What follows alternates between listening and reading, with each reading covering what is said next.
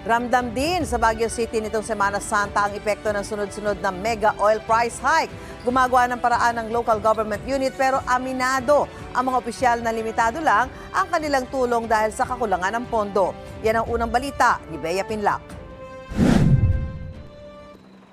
Mas mabigat na krus ang papasanin ng mga tsuper sa muling pagsipa ng presyo ng petrolyo ngayong linggo. Ang projection ng oil industry source, 21 pesos sa kada litro ng diesel at mahigit 7 pesos sa gasolina. Pero sa Baguio, ayon mismo sa LGU, parehong mas tataas ang mga yan ng 9 pesos. Hindi na ako bibiyahe. Ngayon na nga lang, hindi nakikita. Hindi, pagka nagtaas pa, di wala na. Ewan ko lang kung paano tatawid pa sa araw-araw pag ganito na talaga. Mahirap na talaga eh. Yung bayad, mapumunta lang sa diesel, parang thank you lang din.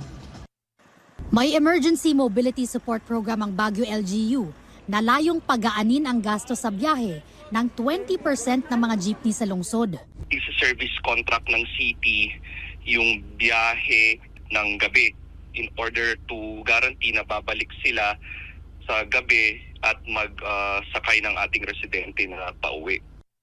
Aminado ang LGU na limitado ang programa dahil kulang ang pondo at pinag-aaralan pang madagdagan ang mga jeepney na sakop nito. May libreng sakay program din ng LGU, pandagdag sa pagkalagas ng mga PUV, lalo na sa gabi. Dagsa ang mga tao sa mga bus terminal sa Baguio, pero mismong mga bus company nag-a-adjust sa mahal na petrolyo. Merong mas mahaba ang hintayan dahil konti ang mga pumasada.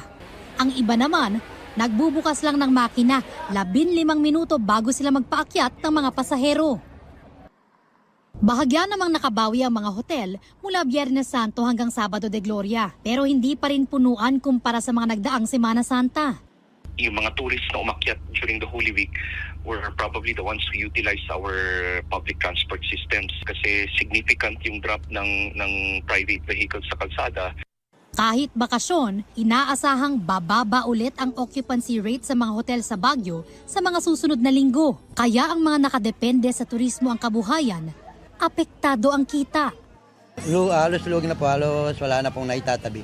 Tuloy na po siguro kaming, wala na po ma'am, hindi na kami magtitinda ma'am.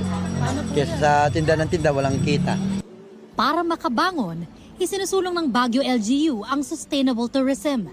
Local businesses, restaurants, hotels natin dito sa Baguio, we encourage them na hyperlocal, bili tayo sa ating mga local sources para lang umiikot pa rin yung ating ekonomiya. Ito ang unang balita. Bea Pinlac, GMA News.